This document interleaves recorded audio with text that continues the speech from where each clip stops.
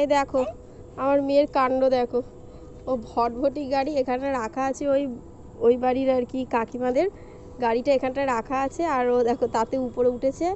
আর photo তোলো না।